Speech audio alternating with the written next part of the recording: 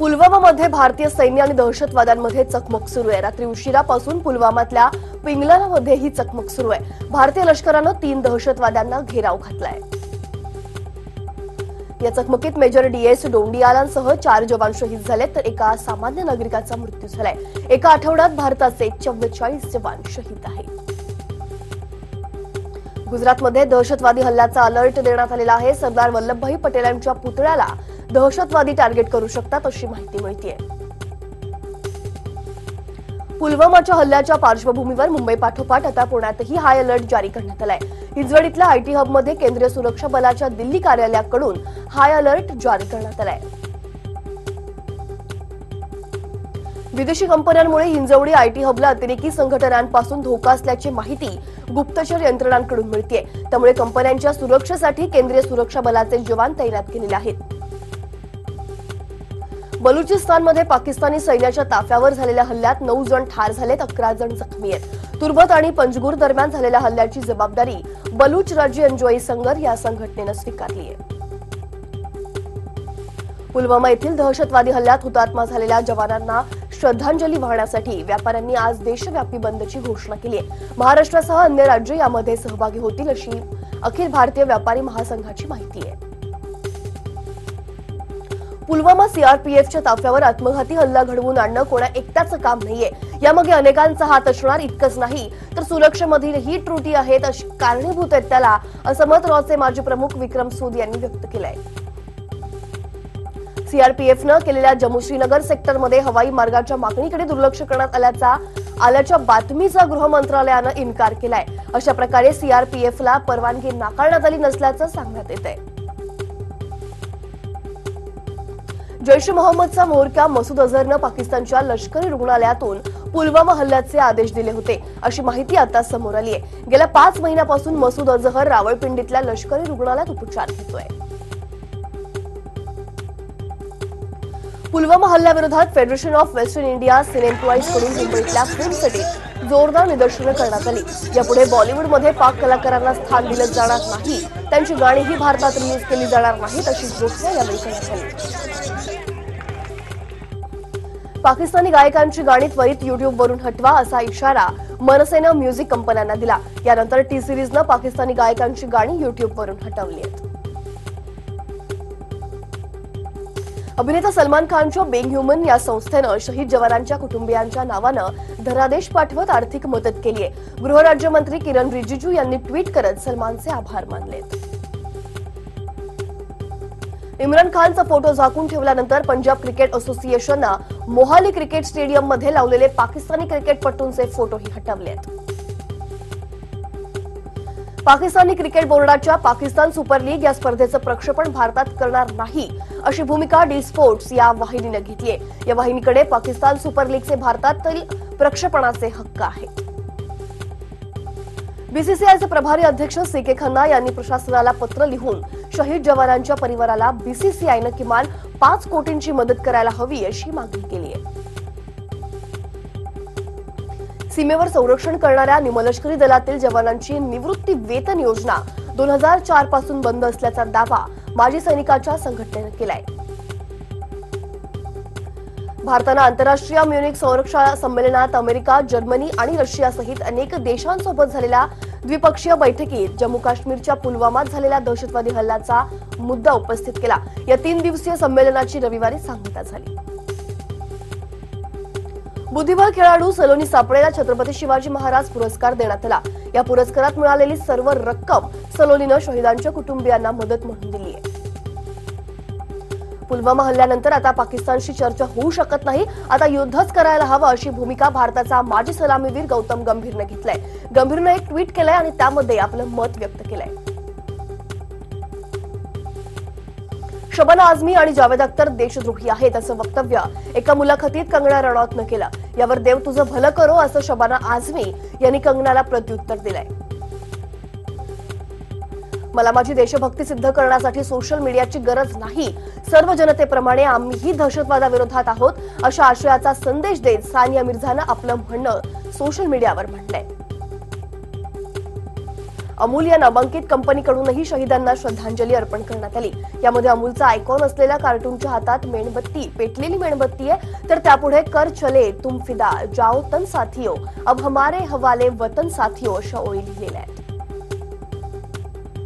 पुलवामा दहशतवादी हल्ल्यानंतर पाकिस्तानवर भारतीय हॅकर्सने सायबर हल्ला केला। 200 पाकिस्तानी वेबसाईट्स हॅक करण्यात आल्या असून या वेबसाईट्स उघडताच भारतीय शहीद जवानांना श्रद्धांजलीचे संदेश दिसतात। त्यासोबत 14 फेब्रुवारी हा आम्ही कधीच विसरणार नाही असाही संदेश देण्यात आलाय। लक्ष फाउंडेशनतर्फे आयोजित केलेल्या मेरा देश मेरा अभिमान या प्रदर्शनात पुलवामा हल्ल्यातील शहीदांना सीआरपीएफ बँड पथकाद्वारे सलामी देण्यात आली। या कार्यक्रमाला अनेक विद्यार्थी आणि मुंबईकरांनी उपस्थिती लावली। वादग्रस्त वक्तव्य करणाऱ्या नवजोत सिंग सिद्धू यांचा निषेध करत जळगाव तालुक्यातील चिंचोली गावात सिद्धूच्या प्रतिकात्मक पुतळ्याचं दहन करण्यात आलं। यावेळी गावातील तरुणांनी भारत माता की जयच्या घोषणा देत पाकिस्तानचा निषेध केला।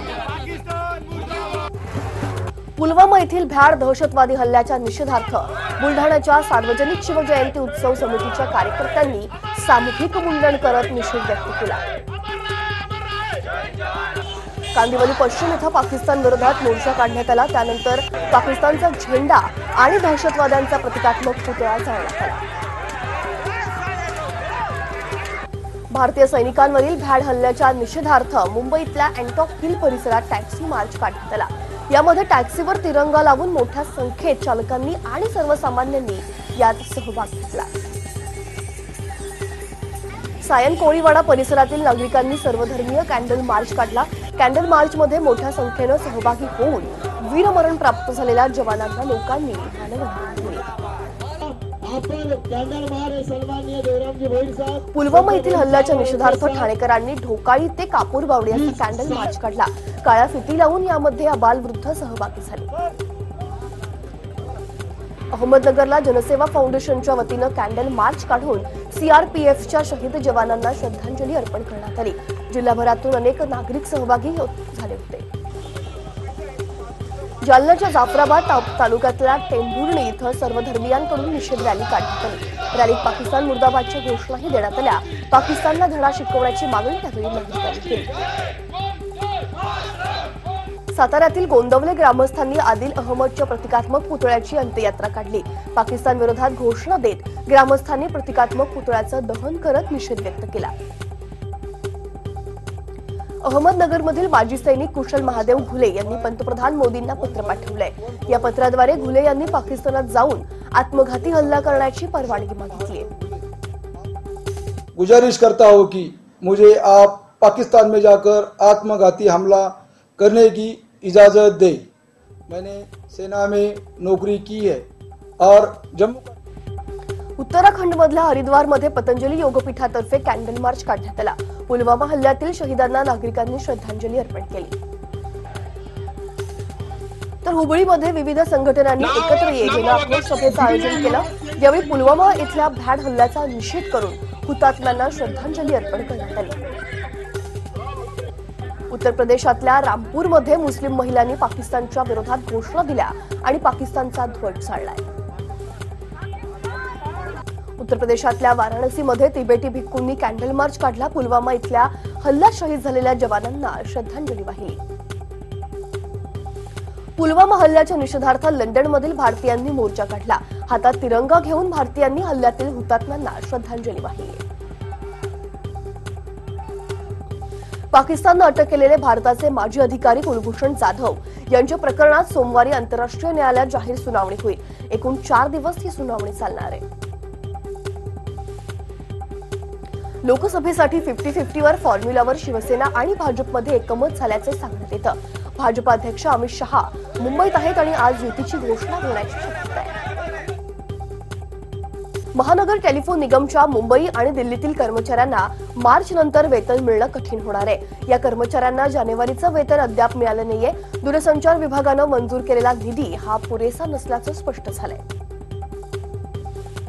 मुंबईचं किमान तापमान रविवारी 14.6 अंश सेल्सिअस नोंदवण्यात आलंय।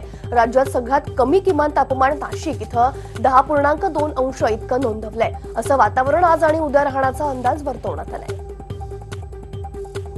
छत्रपती शिवाजी महाराजांच्या जयंतीनिमित्त दिल्लीत प्रसिद्ध रांगोळीकार पोलाजी यांनी रांगोळीच्या माध्यमातून महाराजांच्या जीवनातील अनेक प्रसंग साकारलेले आहेत. महाराजांच्या बालपणापासून त्यांच्या जीवनातील अनेक प्रसंग यावेळी रांगोळीच्या माध्यमातून मांडण्यात आले.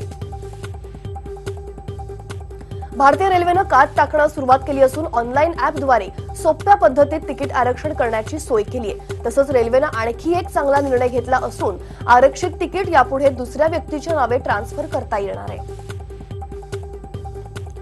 खासदार उदयनराजे आणि त्यांचे चाहते हे समीकरण काही नवीन नाहीये.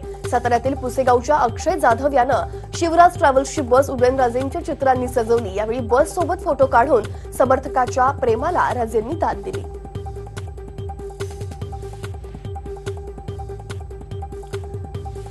सैनिकांच्या जीवनशैलीची माहिती लोकांना मिळावी आणि म्हणून लक्ष फाउंडेशनतर्फे सैनिकांच्या शस्त्रांचं प्रदर्शन भरवण्यात आलं. मेरा देश मेरा अभियान या मोहिमेअंतर्गत परळच्या RM भट हायस्कूलमध्ये हे प्रदर्शन भरवण्यात आलं. साताऱ्यातील हजारो भाविकांचं श्रद्धास्थान असलेल्या खटाव तालुक्यातील फडतरवाडी इथल्या श्री राघव चैतन्य महाराजांचा रथोत्सव सोहळा पार पडला. या रथोत्सवात हजारो भाविक सहभागी झाले. वेस्ट इंडिजचा स्टार क्रिकेटपटू ख्रिस गेल यानं वर्ल्ड कप 2019 नंतर एकदिवसीय आंतरराष्ट्रीय क्रिकेटमधून निवृत्तीची घोषणा केली.